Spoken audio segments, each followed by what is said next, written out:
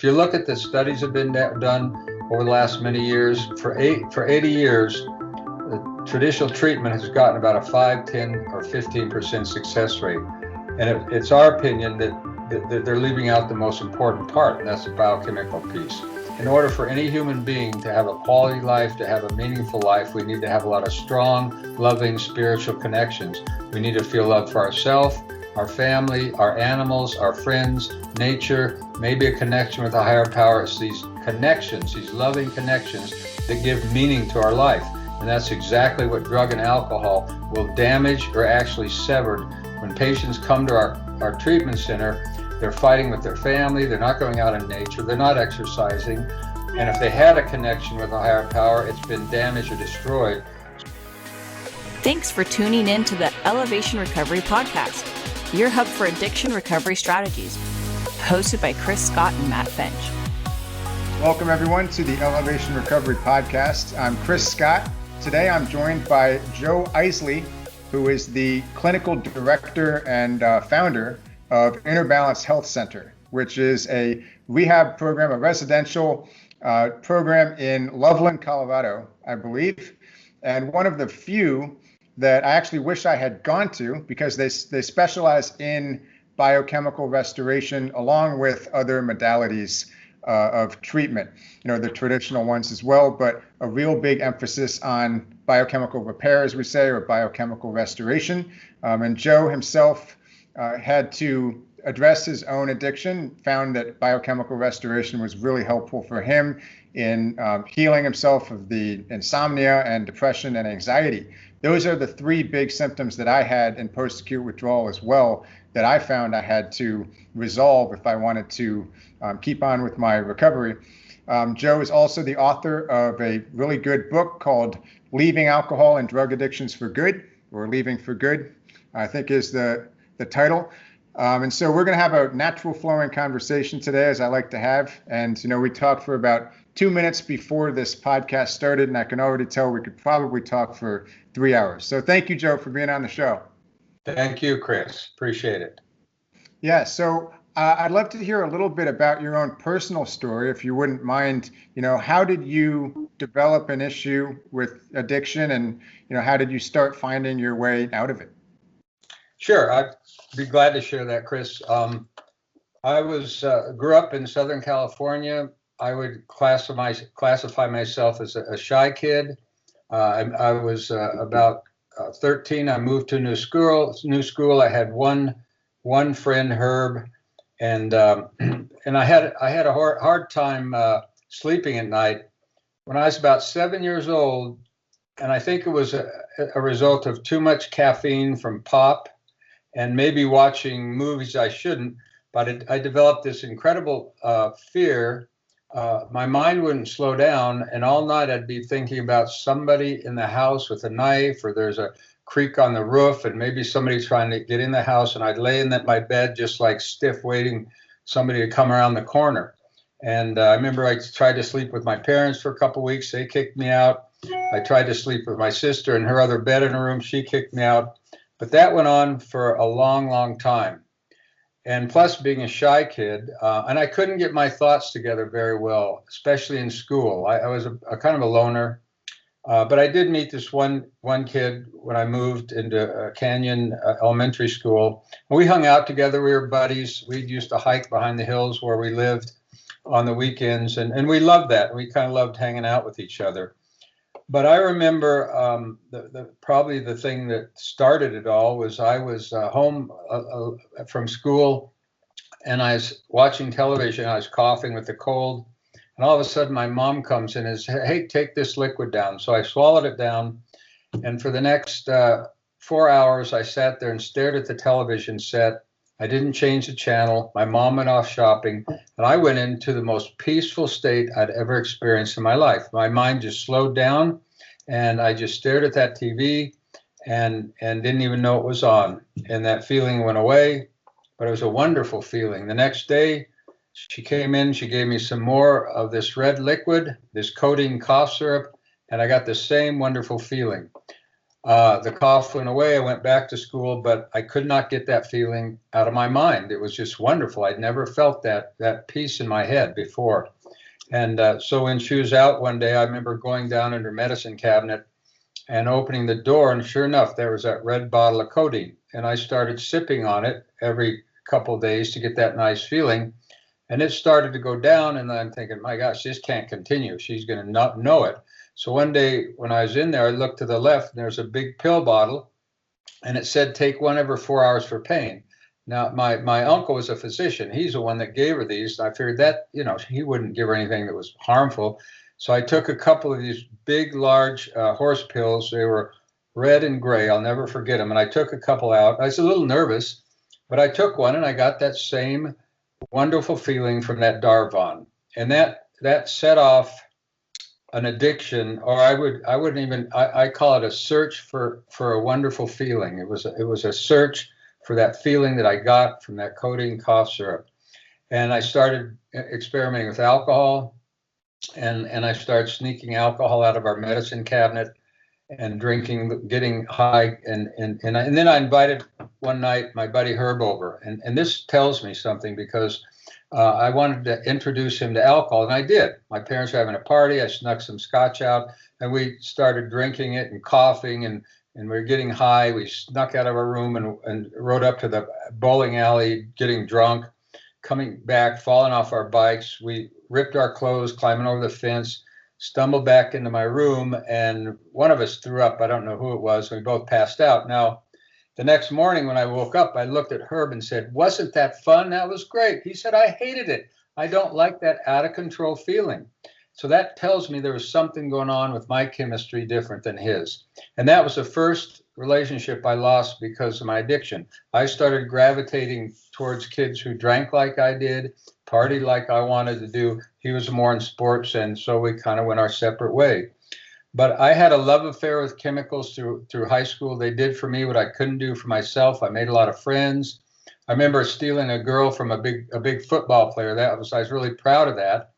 But then when I picked her up one night to go on a date, I was so drunk I stumbled into the house and passed out. Her mother would never let me see her again. So, but it didn't affect me. I didn't think. My school was going down. But all my friends were doing the same thing, so it was kind of like normal. We're all out of control, all drinking, all partying. Well, after high school, it started to get more and more out of control. My buddy Tony and I tried to go to college for a couple of years. I had to drop out because I was drinking and using something daily now.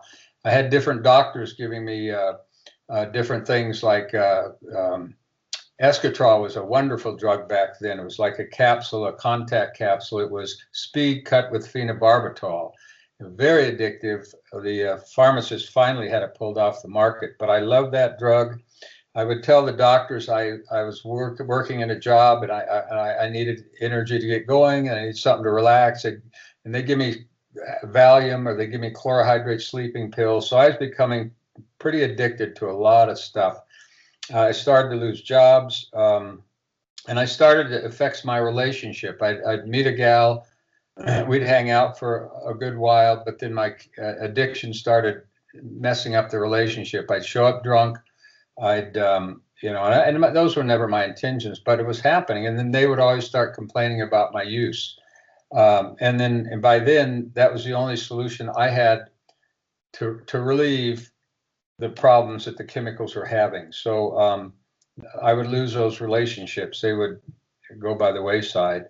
I'd end up getting arrested by the police a lot of times in Santa Monica, just common drunk, after the bars would close, stumbling around and not finding my car, and they'd pick me up.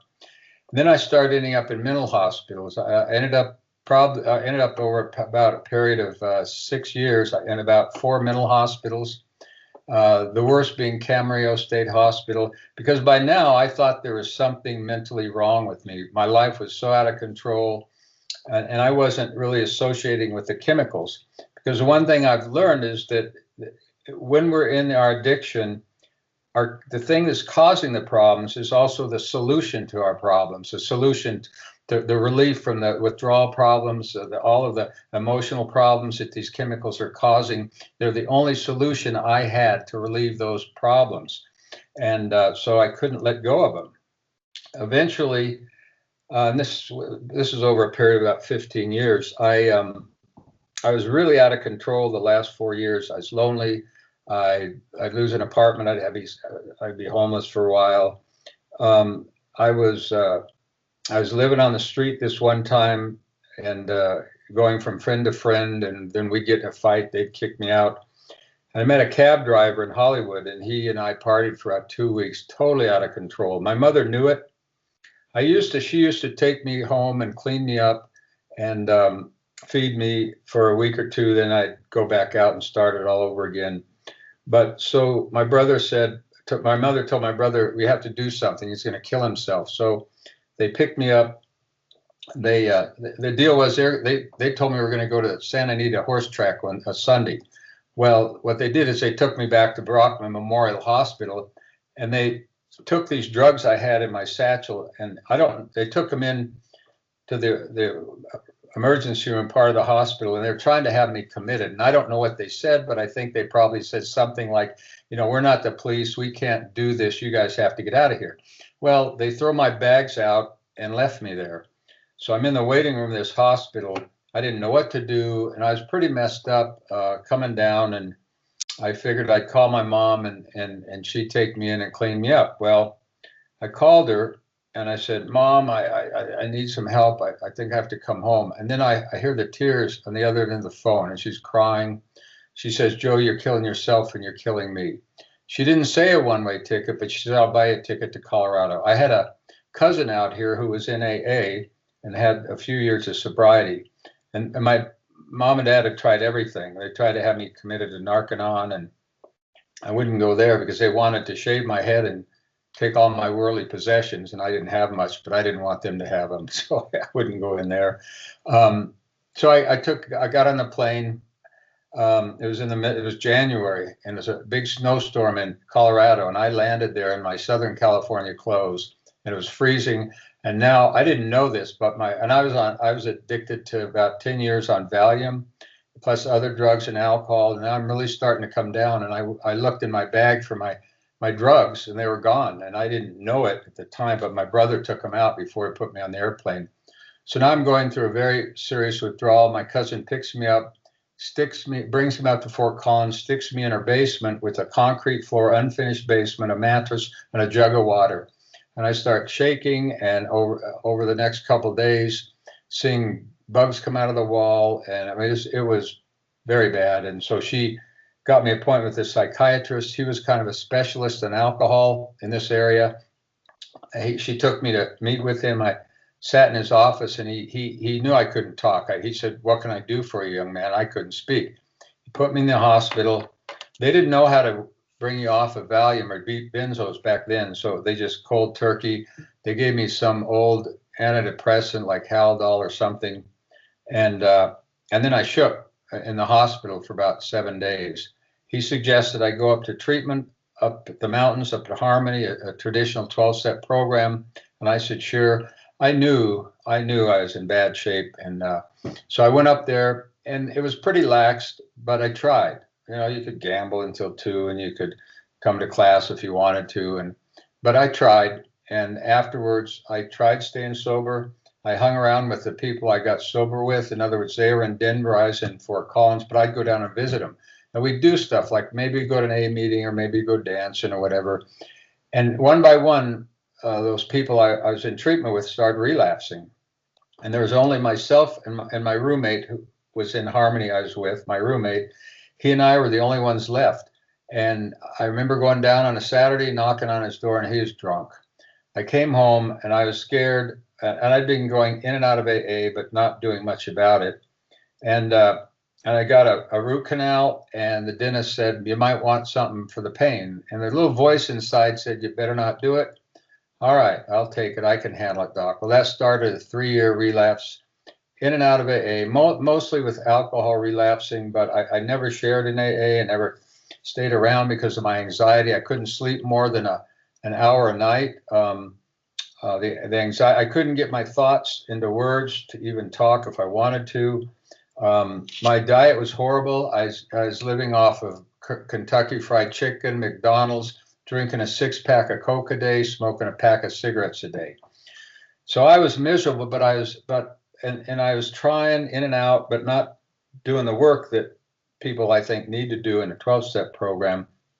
And finally went back to treatment after 3 years. Came out of treatment, committed. A few weeks later, I went back to Chicago to see this gal I knew, and then I got drunk for about a week, a horrible binge. Left there, destroyed that relationship. Came back to Fort Collins, and it was, then I started going through some withdrawals. Doctor friend couldn't help me with medication. They wouldn't let me back in treatment. And it was a Wednesday night, March 18th, 1981. I didn't know what I was going to do, so I hopped in this old beat-up Oldsmobile I had, and I started driving from Fort Collins to a RUS meeting in Loveland. It was an AA meeting that I'd been there off and on, and I didn't know what was going to happen, but I was in a lot of pain. All the way to Loveland, I'm screaming at the top of my lungs, if there's a God, why are you doing this to me? Why can't I get sober? And then I break down in tears. And I remember having the thoughts, all I have to do is turn the wheel a little bit to the right and I could end it all. But I didn't. And I got to the meeting, and 2 miracles happened to me that night. The first was I never shared at AA meetings. There's about 10 people, and when it came around to me, something told me you better share. So I said, my name's Joe. I'm an alcoholic. I don't know how to quit drinking. I'm afraid I'm going to die. The other miracle is there's this little old lady, Ida Mae Stevens, sitting to the right of me. She knew me. She turned to me and put her finger in my face and says, you've got to get a sponsor. You've been trying to do this alone. So that took that night. I went and got a sponsor. Bill invited me in. The first thing he asked me is, Joe, do you want to quit drinking? I said, yes, Bill, I've got to. It's going to kill me. Second question, are you ready to do the work it takes to get well? And I said, yes, Bill, I am. So he laid out a bunch of things, and we sat and talked for a couple hours. And then he told me to sleep on the couch because I was just emotionally spent. An incredible feeling came over me, and I didn't know about the big book or AA and Bill Wilson or any of that, but this peaceful feeling came over me, whether it was just emotionally spent or the fact that I finally surrendered and I'm getting help. But that started my journey into recovery, okay? And I worked the program. I worked my sponsor. I did what he told me to do. I went to 2 meetings a day, started reaching out to people. We got in a book study.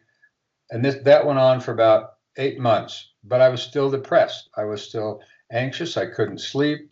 I was still miserable. I was hanging on by the threads. And it was because of I had a great sponsor. But then what happened was I was in a bookstore one day, and I'm looking around, and I'm in the health section. I pull this book out by Dr. Broda Barnes, and it's a book on the thyroid. Now, when I was a kid, I loved to stay in a hot bath in the morning. I hated to get out of a warm bath. My mom had to drag me out. I was constantly cold. People complain about my cold hands and feet. And I read this book, Dr. Barnes, and his symptoms fit me perfectly, okay? So I go to my doctor friend, Dr. Ash, and I said, Ken, I think I got a thyroid problem. He says, well, Joe, there's one of the best endocrinologists in Denver. You should go down and see her. So I went down there, and I met this older lady. She's pretty old.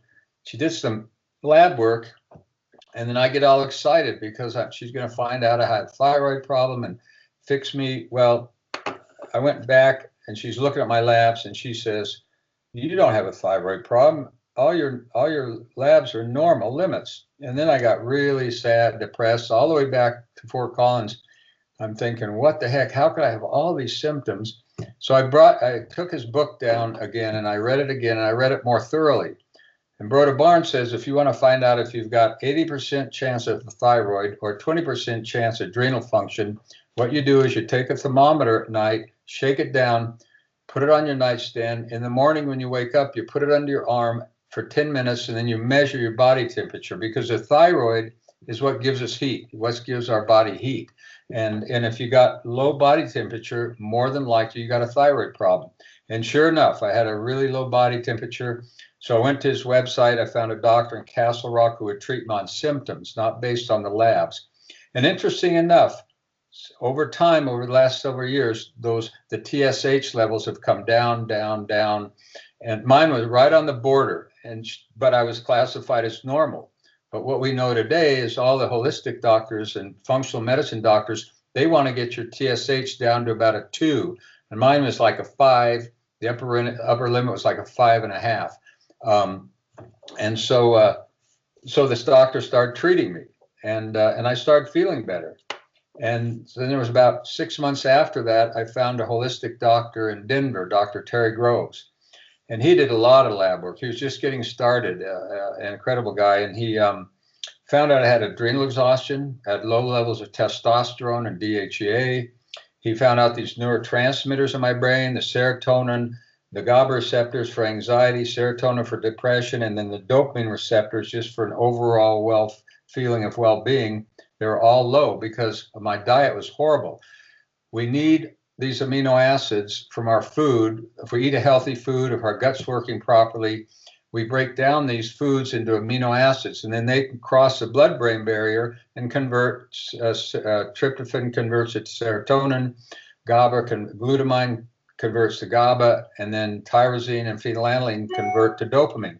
So he gave me a pharmaceutical grade of all these amino acids. He found out I had lead, mercury, and arsenic in my body, and he started chelating that out. So that kind of started my journey into today, what I call biochemical restoration. So from there, that started me feeling better and better, but still not, probably about 60%. I got connected with Dr. Fields in Fort Collins. She was really the one. I had bad allergies, and I went to see an allergist. But she's the one that started, you got to get off your diet. Your diet is horrible, Joe. You're eating this junk food, a 6-pack of sugar a day. You're not going to live very long, and smoking. So I did. I started trying to clean up my diet. I remember getting off cigarettes. I remember I wanted to be a runner. I wanted to start running because my sponsor was a runner. So I went out, and I was making about $5 an hour. So I went and bought these real expensive, for me, they're expensive running shoes because I was going to be a big runner like my sponsor. And I was living with 3 other guys at City Park. And I remember I went home and I laced up these running shoes. I ran around the park and it almost killed me. I came back in and I was coughing and I couldn't breathe very well. And I lit up a cigarette and I said, this is crazy. I've either got to take these running shoes back or I got to try to give up the cigarettes. So I tried and I did. And I eventually gave up. I keep the running shoes in my car, and every time I get a craving for a cigarette, I'd run around the park. I ended up running a marathon. That almost killed me. I don't think I'd do it again, but I ran a marathon, and I was pretty proud of that. But then she helped me. I got off all the diet and all of that stuff. So that's kind of how I started. And then I got into the treatment field. It's kind of a roundabout way. I didn't know what I was going to do with my life, so I answered an ad in the paper. The doctor, Art Bavoso, he was running a residential program for kids with school problems, not necessarily addiction, but school problems. But the issue was 80% of these kids had an addiction problem, and they were sneaking out at night, or their friends were sneaking drugs in. So I was hired to keep these kids from sneaking out. Well, I wasn't very good at it. So after about a month and a half, it wasn't working. So I went to Art and I said, Art, because the teachers are getting mad at Art because these kids are falling asleep in school. They can't study. So he said, well, then we've got to open up a treatment center for kids for drugs. So we did. We started Larico Youth Homes. So I got started there for a year and a half. Then I went and worked in a DUI program, got certified. And then Dr. Ash was opening up an outpatient program. So he asked me to be involved with him and some other people, and we opened that up. So it was a traditional program for about 15 years. But the last few years, I started trying to move them in a different direction because this whole time I'm exercising, I'm eating healthy, taking certain supplements, and I'm educating myself. I'm going to the health bookstore and trying to read as much health stuff as I could because, I was finding stuff that was messed up inside of me that was causing all this depression and this anxiety. And they didn't want to move in that direction. So I ended up leaving there and got a partner, and we opened up Inner Balance. That was about 21 years ago. And it was pretty rudimentary in the beginning. We had some doctors helping us. They're doing some basic blood work. We're outpatient 3 days a week. And then Dr. Billica, Roger Billica, he was the head of NASA for 11 years. He came to Fort Collins to open up a holistic program. He hooked up with us, me and my partner, and that's when we really started to take off, doing a lot more holistic stuff.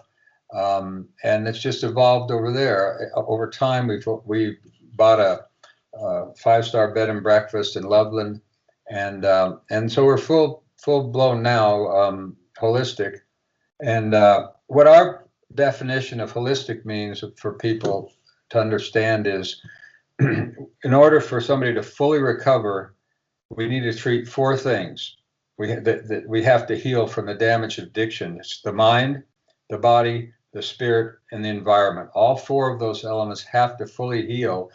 Traditional treatment does well with the mind, of helping people convince them that they can't control the chemicals, that they're always going to end up losing control, and that's what's causing the problems.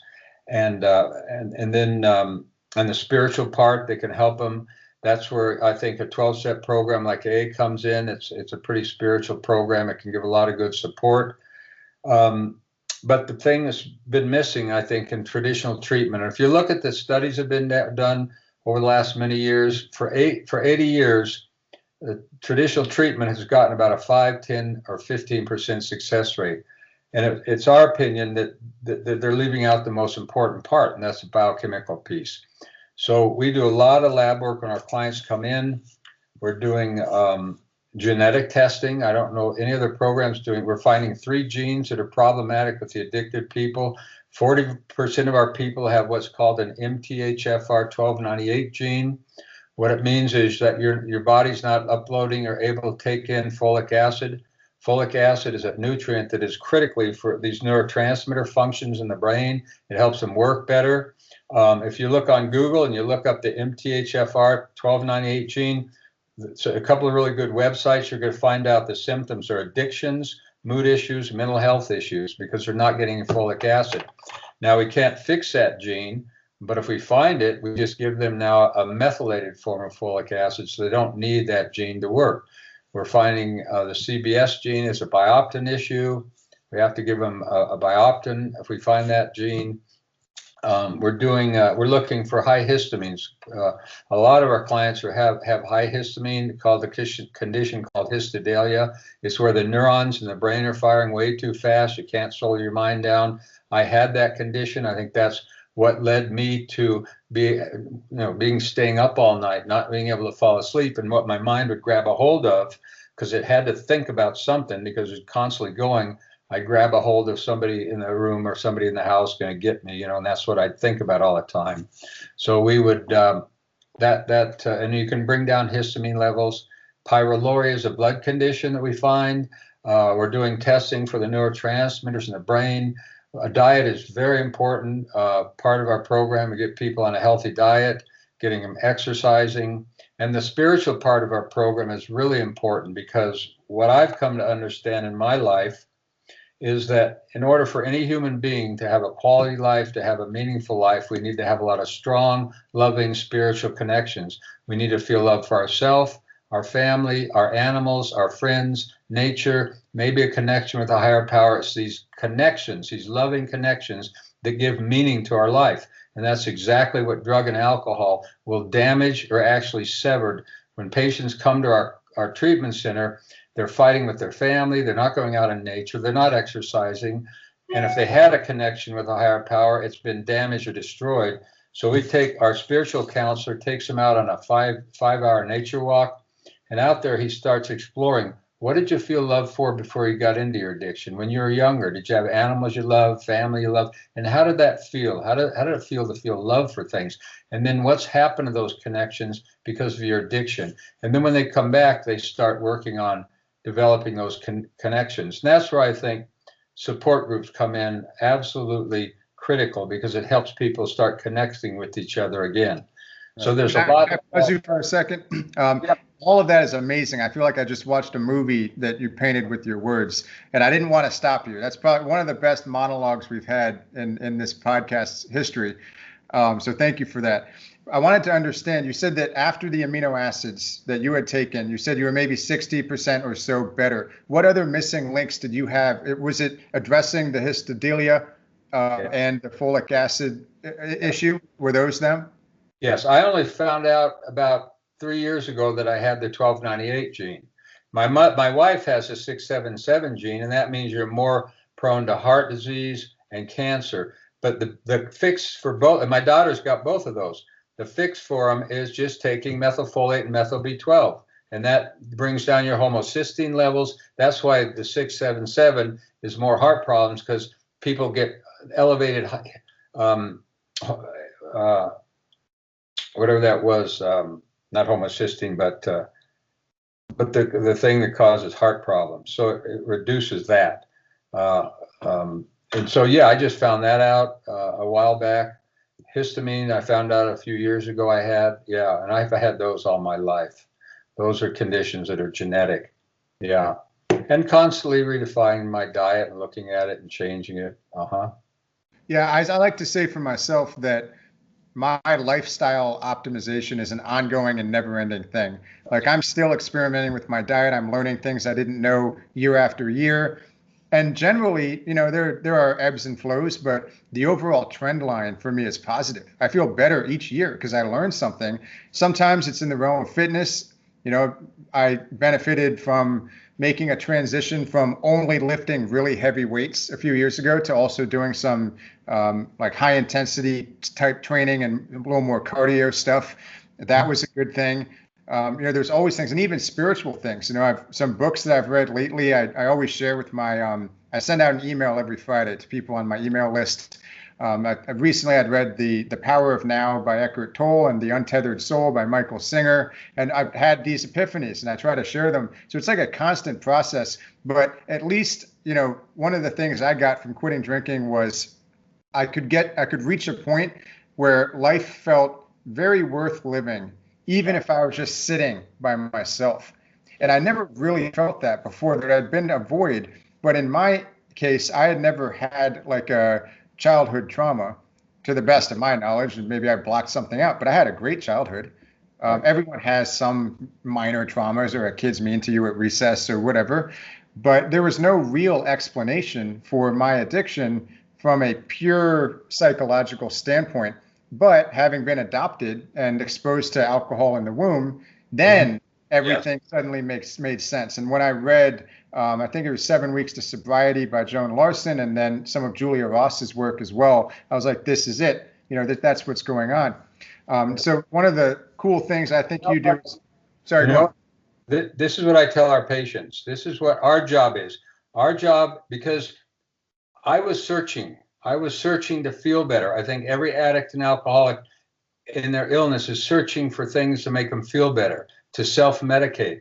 Our job is to get them off this drug and alcohol path and get on exactly what you got and what you're describing is a healthy path to feel better. All of these things can make us feel better. That we're exercise, diet, supplements. That's what we tell our clients. You got to get off this bad track and get on a healthy track. Exactly.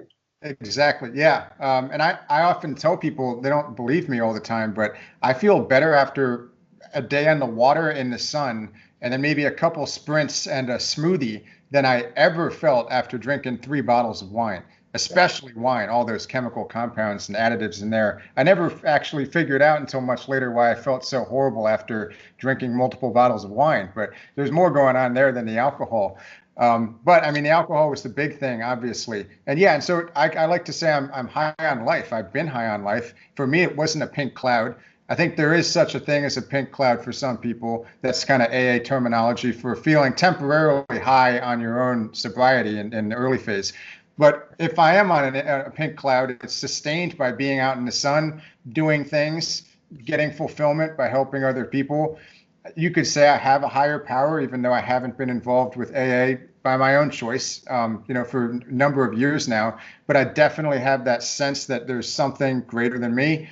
And all of that does fuse together. I think for anyone, whether or not they've had a substance addiction, these are like the tenets of a healthy life. Mm-hmm. Absolutely. I agree 100%. Yeah. I think one of the really cool things that you do is approach everyone as an individual and do these custom lab tests. Because as you've said, it's really important to make sure the biochemical pillar, which is the most ignored pillar of recovery, is understood in the context of each person's individual biochemistry. So I know you'd mentioned some of those things. You mentioned the blood condition. Was it pyrrole? I can't ever remember. It starts with a P. Pyroluria? Yeah. Yes. Cryptopyrroluria.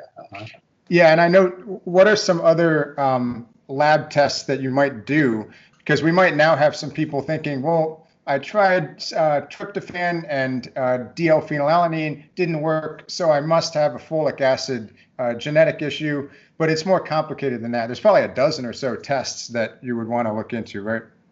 If anybody wants to get a copy of the labs we do, they're welcome to call or email. We'll fax them over to you, and you can take them to your doctor and have them run. I get people asking me that all the time. Vitamin D, you talked about the sun. 70% of our clients, and that correlates with this country, 70% of the people are deficient in vitamin D. Vitamin D is now one of the biggest proponents of helping people with COVID, the virus, COVID. They're giving them high amounts of vitamin D. Dr. Fields, with their cancer patients, gives them high amounts of IV vitamin D. I think vitamin D is the nutrient of the century. There isn't anything more important, because it's really not a vitamin, it's more of a hormone, what it does in the body. So we test all of our clients for vitamin D, and then we're testing them for all the stuff I talked about, the pyrroles, the genetics. The hormones are big. We test for low testosterone, low DHA, and for women more the estrogens and progesterones and things like that. There's several things. They're all in the book here too. A lot of all the things we test for. But if anybody wants to get a copy, though, I think everybody should take all of these lab tests and get them at least run, even if you don't have an addiction. Because if you got a 677 gene, you can help prevent cancer and heart problems too, just by taking a little methylfolate. So, yes. And I think the results speak for themselves. I had seen that you had a client satisfaction survey at some point. I think correct me if I'm wrong, I think it was like 86% of people felt that they had a great experience with your program, which is not surprising. I've had, I try to keep track as best as I can in the virtual world of how people do. I find that I estimate around 8 out of 10 people, even with, my course as a affordable adjunct to whatever their recovery program is, 8 out of 10 people say that they are doing really well. And so obviously there's always some sample size or, whatever self-selection bias, who knows, but that's really good. And even if it's wrong by a factor of 2 or, double what it should be, in my case, I'm like, well, the standard treatment centers are having 5, 10, or 15% success rates. So there's something remarkable going on here, just telling people about biochemical restoration. Yes. The other thing we do, which is critical for alcoholics, is a 5-hour glucose tolerance test. In the last 21 years, we've been doing this glucose tolerance test, and every alcoholic client, because they're more vulnerable because of the sugars and the alcohol that they drink, and every alcoholic but 2 tested positive for hypoglycemia, mild, moderate, severe, pre-diabetic. We've even had some diabetics come in. And if you understand that the symptoms of a blood sugar imbalance, when it goes up too high, you feel pretty bad, but when it drops down real low is when you really feel bad. And that's when people have a craving for more alcohol. So what a lot of alcoholics are doing, once they get in that addictive pattern, is they're also drinking to relieve their hypoglycemic symptoms. And then the fix for it is just healthy diet.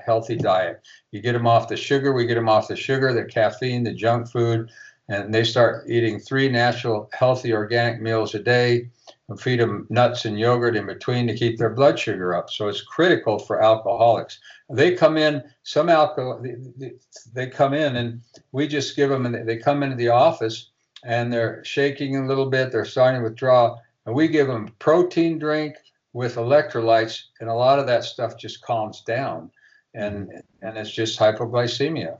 Yep. Yeah, I've seen a lot of my private coaching clients do much better when increasing good fats and protein, taking some electrolytes, and then taking some L-glutamine as well, and just Yep. avoiding sugar. So many people are carb addicted and specifically sugar addicted. It's amazing to me that we don't have even more people addicted to alcohol because it's almost transferable.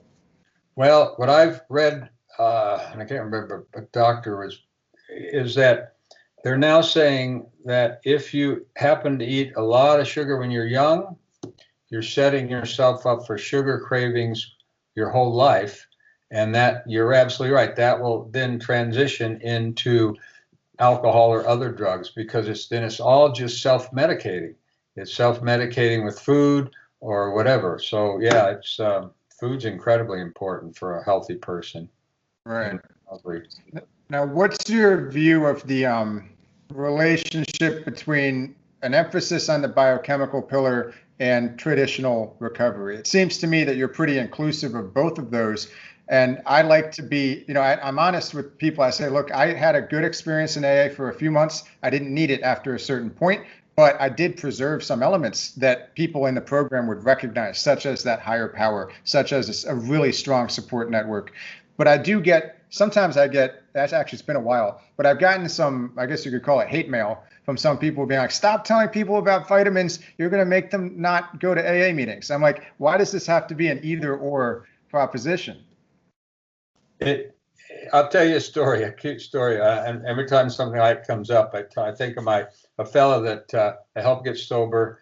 And then we became friends and we play golf together today, even now in our lives. His dad was a serious alcoholic.